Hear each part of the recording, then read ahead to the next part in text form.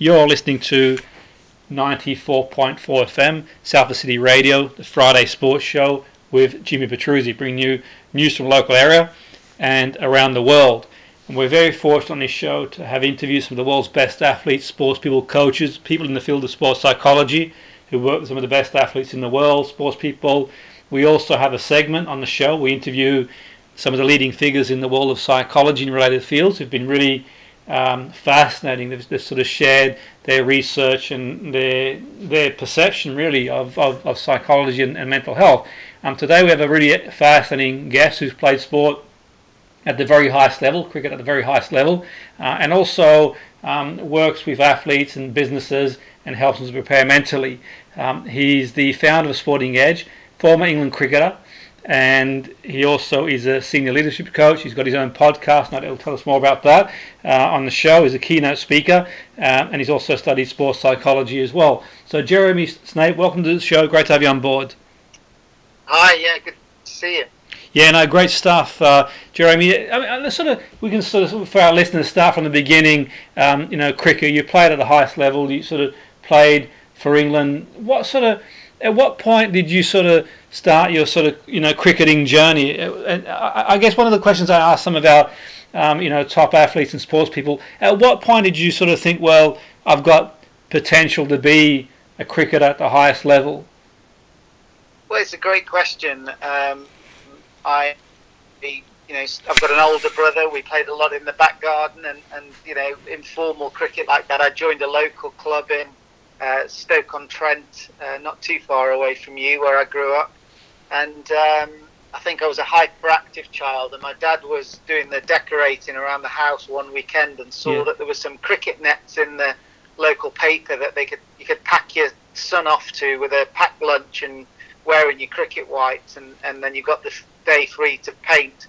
So I got packed off, and the coach asked us to stay back at the end of the day because I'd got selected for the Staffordshire under 11. So we didn't realise it was a county trial, but actually my dad had just tried to get me out of the house for a few hours, and it ended up being a start of that long conveyor belt, which ended up with playing for England. But I think when you start out, for me, I'd played Staffordshire under 11s, under 13s. I captained England at 15 and then started pro at 16. So I'm from sort of very modest family, and no one really expected anything. I think we'd planned a holiday to go down south from the England cricket trials at under 15, and I scored a century in that final trial, and my mum was amazed that we'd got to cancel our holiday and go on a cricket tour with this England team. So that gives you a bit of a sense for what my the expectation was. But I guess as you get older and you start to perform and become a professional, you start to see yourself playing well against your peers and competing. And if you're consistently performing well, it means that you're ready to go up to the next level, which I was very fortunate to do through young age group cricket, professional second team cricket, and then you get up to first class cricket, and then if the opportunity presents itself and you're lucky enough, you get a chance to play for England, which I was absolutely thrilled and incredibly proud to do. Well, I mean, just for our listeners listening in, and we have a lot of cricket fans who listen in, what's it like to play at the highest level? Jeremy, what's it like to play for England? It's an incredible achievement. It's obviously everyone sort of dream to play for their country, whatever sport they participate in, and cricket's no different. What's it like to sort of to get them to play and sort of see those the big names around you type thing, and what's it like to play at the highest level? Well, the best word I would describe is surreal. I think, you grow up at, in your early 20s or whatever, seeing some of these great cricketers, Darren Gough, Nasser Hussain, Graham Thorpe, Andrew Caddick, Flintoff, all these incredible cricketers that were in the England side. And I'd sort of seen them around the county circuit and played against them, but then all of a sudden you're on the same team bus as them. You drive into an international match and you're seeing fans from all around the world, crowding into the streets with, England flags and face paint and in the replica shirts. And you're sitting on a bus and you're thinking, they're coming to watch us. Wow. I'm in this team. I'm actually in this England team that's going to go and play, and they've paid to come and watch. So it's really surreal, both with the fact that you're playing, with some of your idols that you've really looked up to, and then to think that you're actually in the England side where all these fans are coming to support you. So I'm sure they weren't coming to watch me, but I was very privileged to be on that bus for a couple of years and play in the England side. Absolutely. And in terms of the sort of level, I mean, obviously it depends on sort of, no doubt, sort of who you're playing at the time, and I know there's a lot of sort of variables there, but just a sort of general idea. I mean, what's the sort of difference in level, sort of playing at international level compared to, say, county level? Obviously difficult to quantify, but is it, say, a psychological, physical? I mean, what would you say would be the sort of the most noticeable difference for you, Jeremy, when you sort of stepped up and played for England? Well, I think my first games for England were actually a very gentle introduction. I played against Zimbabwe and got man of the match on my England debut. So, you would say that, he's taken to it brilliantly. But actually, if you compare the Zimbabwe team at the time with a very small crowd to our next tour, which was playing against the likes of Sachin Tendulkar and Virender Sehwag and Sourav Ganguly in front of 120,000 people in Calcutta, that was a completely different game. So I think in general what I would say is playing international sport is a completely different level, on every front. The technical examination, the physical sort of stamina you need to be able to go on long tours and keep your focus and motivation, the psychological interrogation and pressure and ability to deal with that is a completely different thing. Whereas you might have one really outstanding international player playing in a county team, or two or three if you're really unlucky in your opposition. Now all of a sudden you've got the very best players from all around the world targeting your weaknesses because they've been studying it, and not only have they been studying it, they're skillful enough to execute a delivery that can get you out, exactly how they can bowl the ball exactly where you don't want it, and they can attack you when you bowl in a way that you really don't want it. So it really is a massive step up, and as I say, I probably didn't back myself as much as I could have done or should have done, and that's where I became fascinated by psychology, because I'd been a good county cricketer. I'd won games for my counties. I started at Northants, went to Gloucester, and then ended up at Leicestershire. And the chance to play for England was a different thing. 120,000 people in this massive game at Calcutta, Eden Gardens. The pressure was rising in a run chase. It was sort of escalating, and we needed a hero to step in and save the day. And sadly, I ran out Freddie Flintoff, the local hero, that was the only person who could hit as many sixes as we needed to win the game. And I was left in front of this whole amphitheatre of noise with 120,000 people all screaming, and none of them were screaming positively for me, shall we say. So I think, in my own head, that negative voice of you're not good enough, you've never done this for England before, that whole sort of emotional negativity started in my head, and I then played the worst shot of my cricketing career the next ball, which, when I think about it, it wasn't India that beat me, it wasn't Harbhajan Singh, the great bowler, it was actually, I beat myself, and that's where I became fascinated about. I think we all get in positions, whether you're a student studying for exams, Absolutely. or a single mum, with new children and babies, or whether it's, an executive entrepreneur trying to sell their business. The pressure is immense, and I think we've all got that. The biggest rival we'll have for the whole of our lives is often in our own head. So that's why I went off to do a master's degree in psychology and try and help people, whether it's in sport or business, to try and use their thinking more productively so that they can have a happier and healthier life. That's really interesting you say, and I suppose in one sense, obviously you mentioned there the Indian team, and a great team with a lot of great players over the years, and they love their cricket, and they sort of at the moment they got a really strong team. But I suppose, do you think there is a case where sometimes professional sports people they don't play what's in front of them? They like you mentioned there, it's sort of things get into their mind, and like for example, it might be that they're touring in a country where it's difficult to get a result for one reason or the other. I mean, obviously there are sort of different variables, like different cricket pitches might be suited for different types of bowling and that sort of stuff. But do you think there is a case where sometimes in sport we are not beaten by the opposition, we are beaten by ourselves, really? I don't think it's just sport. I think it's life. People catastrophize about this maths exam that I'm going to take is going to be too hard. I'm going to be bottom of the class. I'm probably going to get detention. I might get expelled. If I leave school, my life's going to be ruined. And that's all because you're worried about a few equations that you've got to do on a Wednesday afternoon. So I think we all sort of skip forward. We lose that control of the moment. We start to skip forward and simulate the worst thing that can possibly happen to us, which is usually rejection, failure and humiliation all bundled into one. And then we sort of bring that back onto the current context and panic and flap and rush and don't concentrate. And then that affects our performance and it becomes a self-fulfilling prophecy. So I think what I've learned, I mean, through Sporting Edge, my consultancy, I've been interviewing a lot of the world's top thinkers and performers, neuroscientists, military leaders, Olympians, incredible thought leaders in business. And every one of them has fear. Every one of them has self-doubt. This idea of imposter syndrome is incredibly common, especially when you're ambitious. But it's that ability to be kind to yourself and say, well, I'm bound to be nervous. I'm going to a new school, or I'm bound to be nervous. I'm going into a big competition.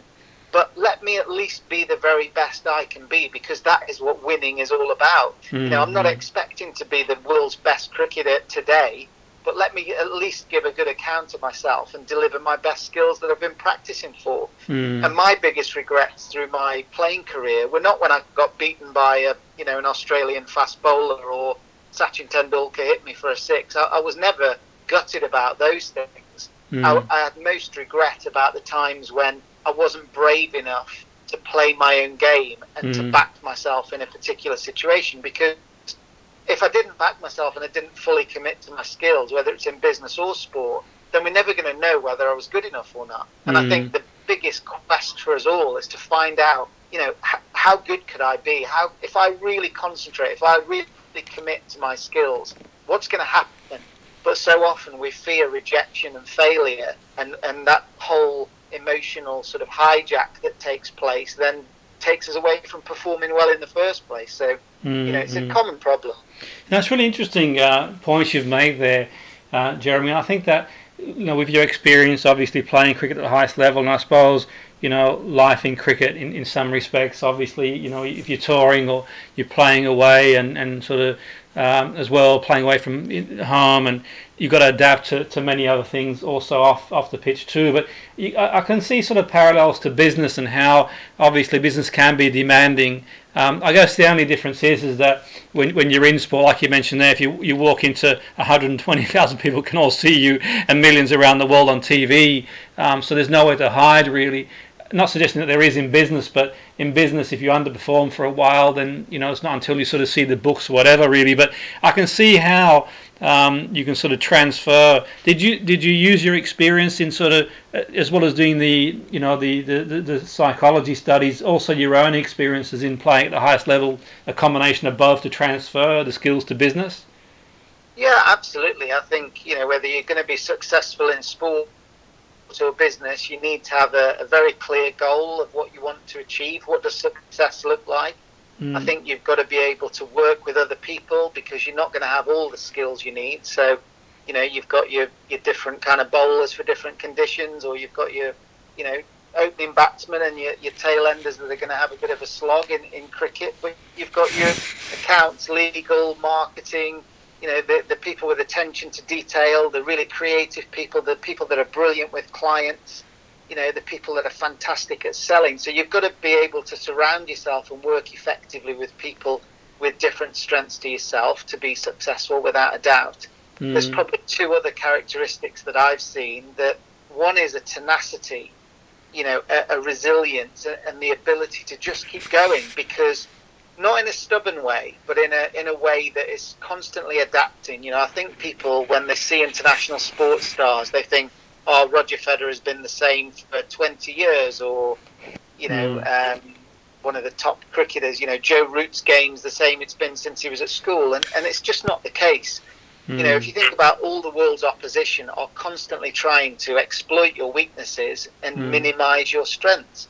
So as a result of that, you've got to keep reinventing yourself season after season to come up with a way to both combat their, you know, best deliveries, but also try and score and try and find a new way to be successful.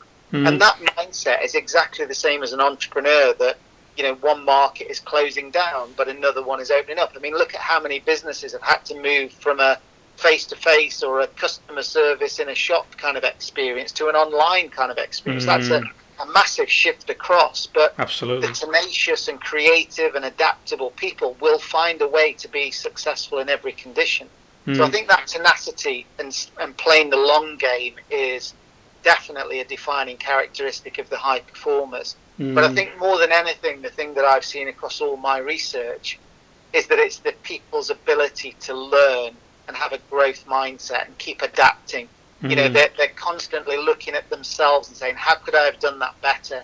You know, they're not ashamed of mistakes. They're not fearful of mistakes. They actually embrace mistakes as part of improvement. It's almost like we're, you know, seeing ourselves as a piece of technology, like an app that's constantly being upgraded and updated with the latest version. If we can see ourselves in that same manner, you know, that our communication's improving, our emotional intelligence is improving, our strategic thinking is improving, you know, our decision making under pressure is constantly improving, then, you know, we don't expect to be perfect, you know, at the end of April. We expect ourselves to be improving and be better in April than we were in March, and to be better in June than we were in April. And I think when we have that quest for constant improvement through feedback and self-awareness and learning from our mistakes, then it's absolutely incredible how quickly people can improve. And that's when we really get to see how good we can be. Absolutely, that's really interesting stuff. And I suppose at the point of when you sort of studied sports psychology, was it different to what it is now, the actual sort of perception of it? I mean, what was the sort of reaction? I know obviously that they sort of, you know, people like yourself and psychology has been an instrumental part of professional sport and cricket for a while now, but there are some sports out there that sort of have been a bit sort of slow on taking that on board than others. But in terms of when you sort of started, Jeremy, where was psychology in the game of cricket at that point from what you could perceive? What was the sort of reaction? I'm going to sort of, you know, go on the sports psychology road. And was it something that was established in cricket at the time, or was it something that was still new? Well, there were a sort of sprinkling of sports psychologists around, but I didn't feel, you know, that it was anywhere near prevalent enough. I mean, you know, for the amount of thousands and thousands of hours I would have spent catching, throwing, hitting balls, there would have been a handful of hours that we spent working on our concentration or our focus or our resilience or our confidence. So the psychologists used to come in on pre-season on day one and say, right, let's help you to build some great goals and be a great team this year. And then they'd disappear. But you don't need a psychologist when everyone's fit, strong and excited about the season. You need a psychologist when everyone's absolutely knackered.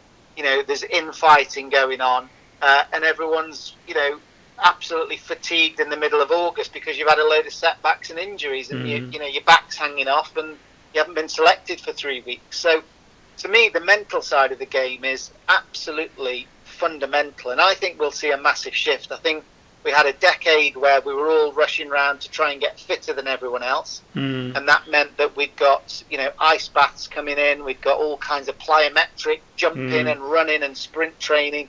We got fitness trainers coming across from the military and from, you know, Australia or New Zealand or whatever to come and make us the fittest we could be. So that was one decade. And then we had another decade where we were analysing everything. We got, you know, a microchip in the back of our shirts that tells us how fast we've run, how far we've run.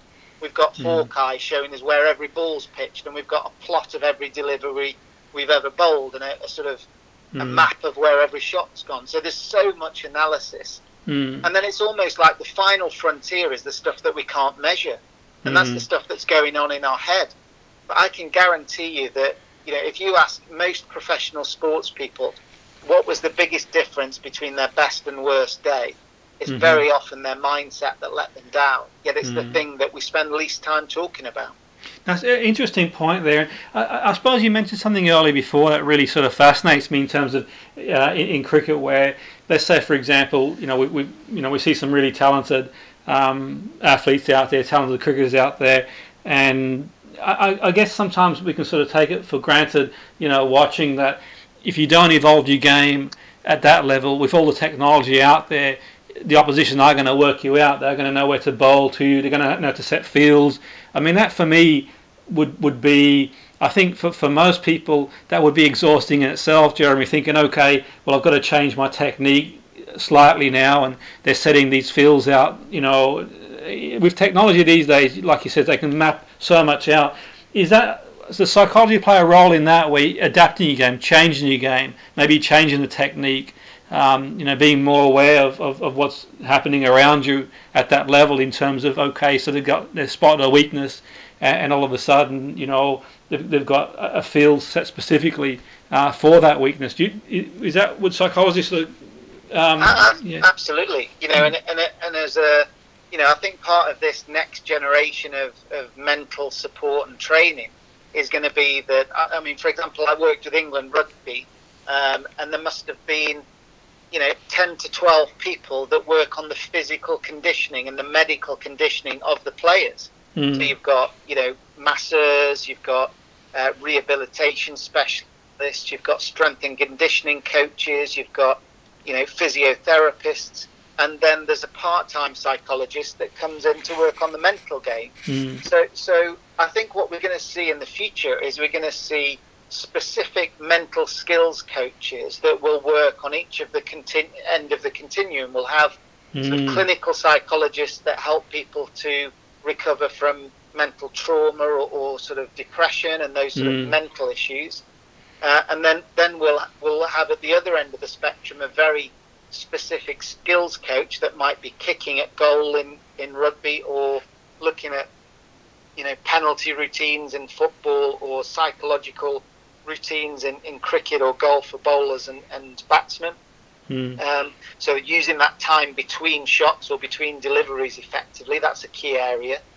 And then we've got those coach education type psychologists, and we've got the team building type psychologists. I think there'll be a role for each of those different mental disciplines in professional sport down the line. And I think that's starting to come in the US sports, which we see. But to your specific point about the mental side of new skills and development, I mean, none of us are really writing checks at the moment, but it's almost like when you write your signature, imagine that you've become so ingrained and so comfortable, and your muscle memory is so comfortable with that signature that you've been writing for years. Now imagine if somebody said to you, right, you've got to stop halfway through it, put a dot on the paper, and then carry on. And all the world's media are watching you. And you've got camera angles from all sides and slow motion, seeing how you get on and whether you can reproduce it time after time effectively. So it feels these shots and these bowling actions are, this is the muscle memory. This has been ingrained for years in a particular player. Now all of a sudden they've been told, either through injury, if you bowl like that you're going to get injured, or if you bowl like this you'll spin the ball more, or if you keep batting like that you're going to fall over and get LBW. You've got to change your technique. So what that means is I've got to start getting very, very uncomfortable and feeling exposed and learning a new skill at a time when the world's media are all watching me. Now, of course, most people will say, well, that's part of your job, get on with it, you've got to adapt. And that's absolutely right. But what I'm trying to showcase is that, at the highest level of scrutiny, you're being asked to do things that in effect are taking you backwards in your performance. So the tension for a test cricketer, for example, is that they might be away on tour in India and they may have got out LBW twice in the first test match, then got a week to reconfigure their footing and their footwork before the next examination in front of the world's media. And under pressure, you know what it's like. Under pressure, we all go back to what we used to do. We all go back to our habits. So we've got this tension where the player is under pressure psychologically, they want to go back to what feels safe and the way they used to stand and the way they used to do their autograph. But they've been told by everyone and the opposition and their results that they need to use this new signature with the dot in the middle that feels completely alien, and now you've got to do it in front of the world's media. So that is the kind of thing that I'm talking about when we say that the mental game is so important, because you would imagine that when you see an international athlete on TV, that they are 100% physically fit, they are 100% focused, they are 100%, connected to their coach and everything that the coach believes in, and they're brilliantly connected with their teammates, and they feel like they've got such trust and synergy with them as they work. Now, it may be that they've fallen out with one of their teammates, or that there's a new player that they've never played with before. It might be that they disagree with what the coach is trying to get them to do. It may be that they've got, their hamstring is hanging off because they've, tweaked it the week before. And psychologically, they've got to change this technique at the same time. So I've got huge respect for people that stay at the top of the game for a decade or 15 or 20 years, because that means that you didn't just come in and play and, your natural talent was enough.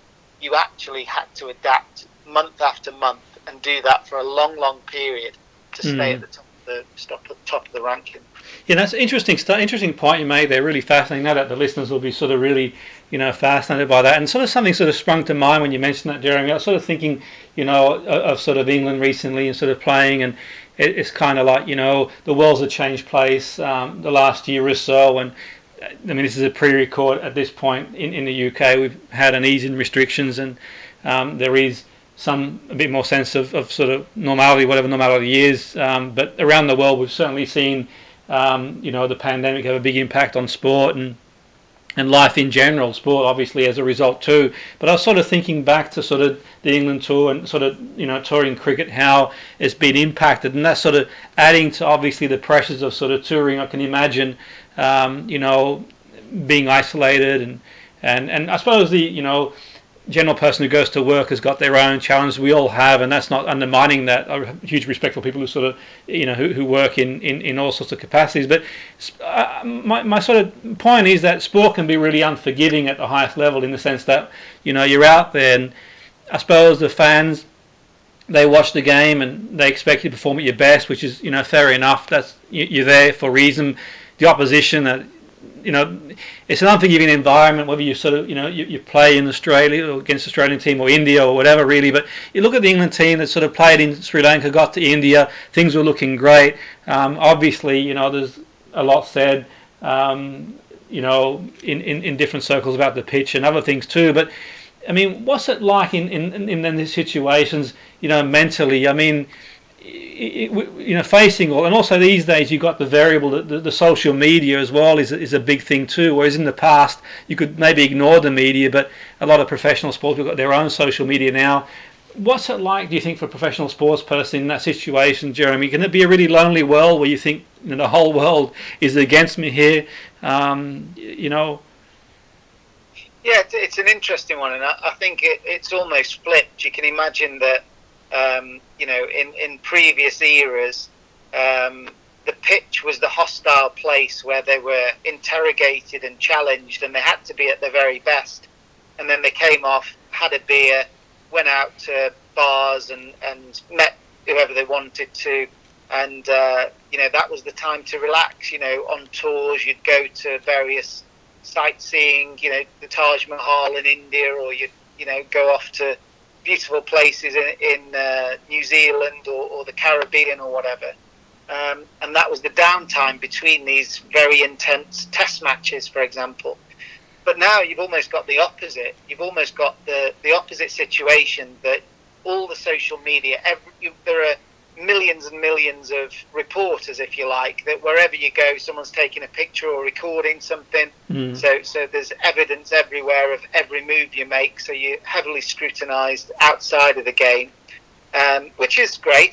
These guys are, guys and girls are inspirational role models, and chance for people to take pictures and catch a glimpse of them is all part of it.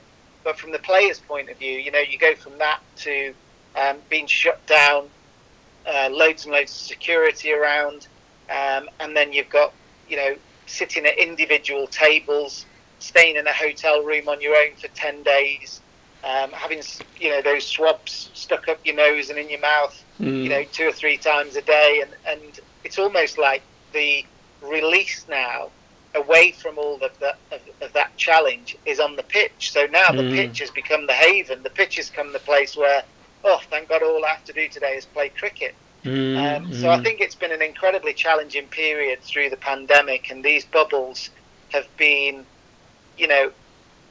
very, very well run on the whole. I mean, the amount of control and monitoring and, the safeguarding that's going on in those environments to make sure that the bubble gets maintained. The organisations like the ECB deserve huge credit to be able to deliver that, because, it's all the catering staff, all the coaches, all the players, all the hotel staff. It's the whole environment that sits around the logistics and the delivery of that format that could contaminate the bubble. So that's a massive challenge in itself.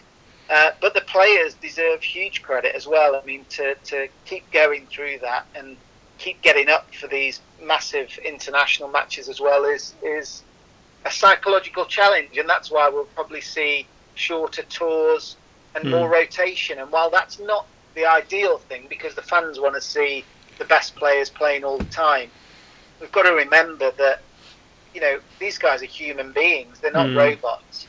I was very lucky to coach in the Indian Premier League, the IPL, for 6 years, and there's a game every 3 days, and as soon as the game finished, we'd get back to the hotel after midnight. There'd usually be some kind of function on that we were obliged to go to. You'd probably sleep in the morning, and then you'd be off on a flight and a bus trip and whatever, take 6-7 hours.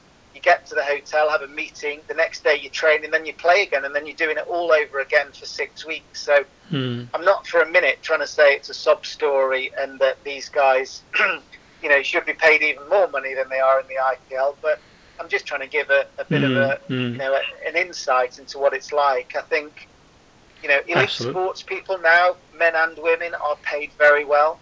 The men especially.